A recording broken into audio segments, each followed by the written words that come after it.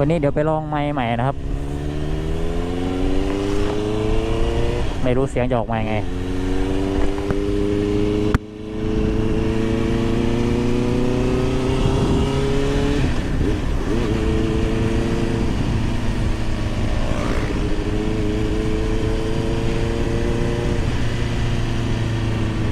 ของเพิ่งสั่งมาจากช้อปปี้อะแดปเตอร์รวมส่งประมาณ 1,800 กว่าบาทไมค์ของโบย่า80 บาทครับ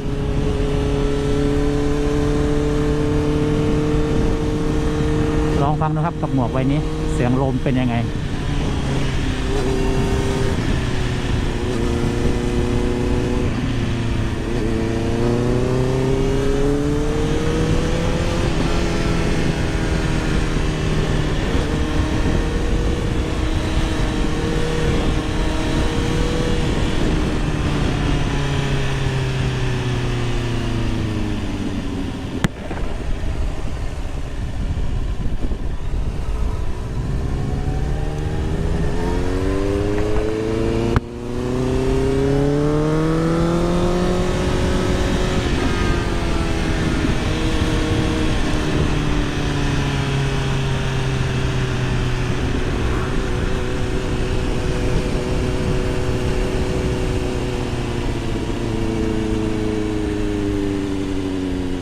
ใครว่างๆมาลองเล่นโค้งได้ครับเส้นนี้ครับจากสุขิรินทร์ไปแวงครับโค้งเยอะถนนดีครับ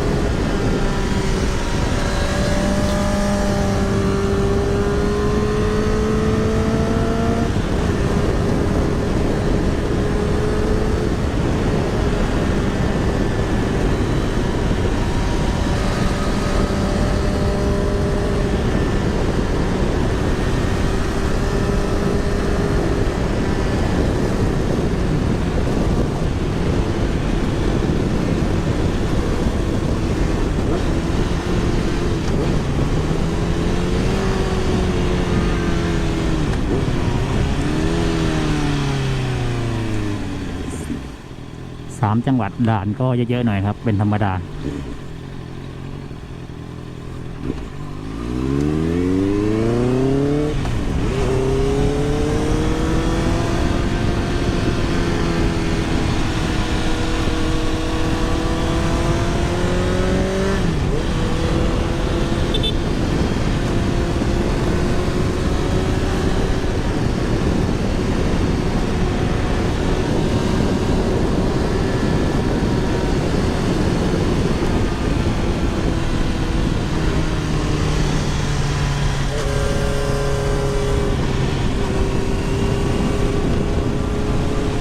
เขตนี้ก็เป็นเขตรับผิดชอบของแว้งนะครับ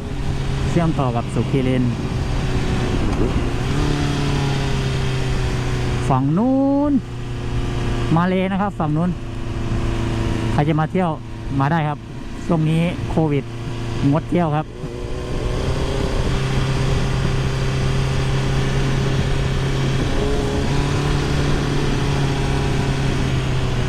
บรรยากาศ3 จังหวัด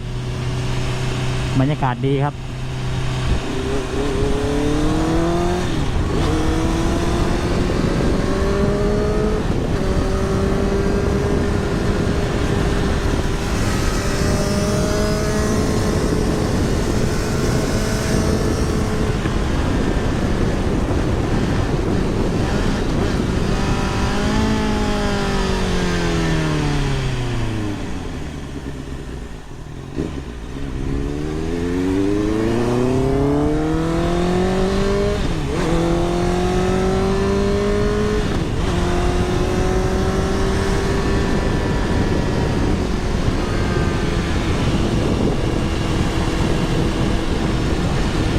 นี่คือหมู่บ้านคือซอครับคือซอ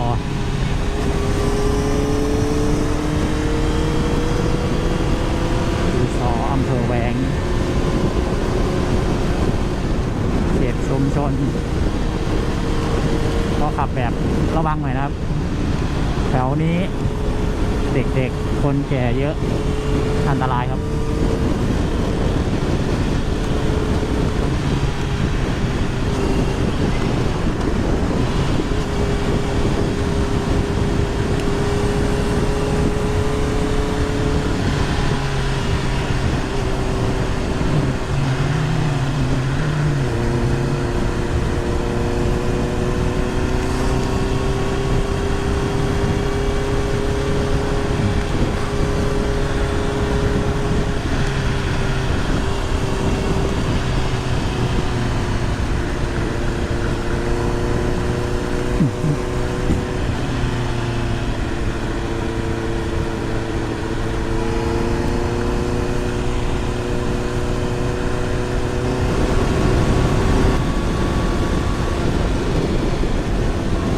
นี้เป็นหมู่บ้านเจหมีครับ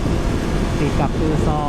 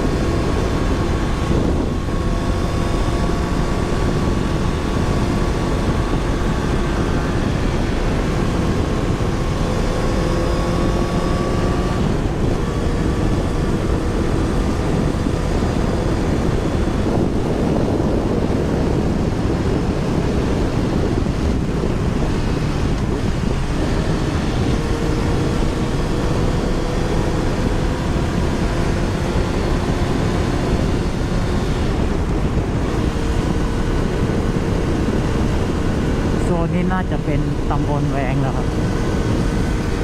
อีกนิดนึงก็จะเป็นตัวเมืองของแวง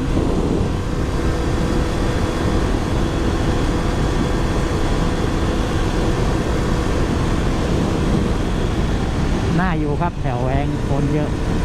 หมู่บ้านเขาเจริญมากพัฒนาตลอด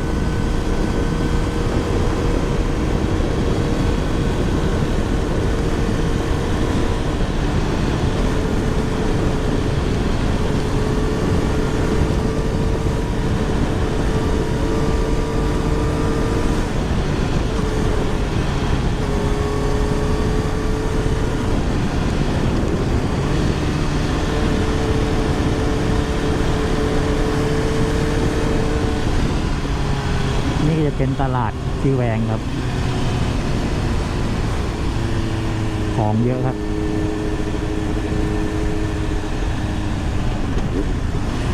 ส่วนมากคนสุรินทร์จะขึ้นมาซื้อของที่แวง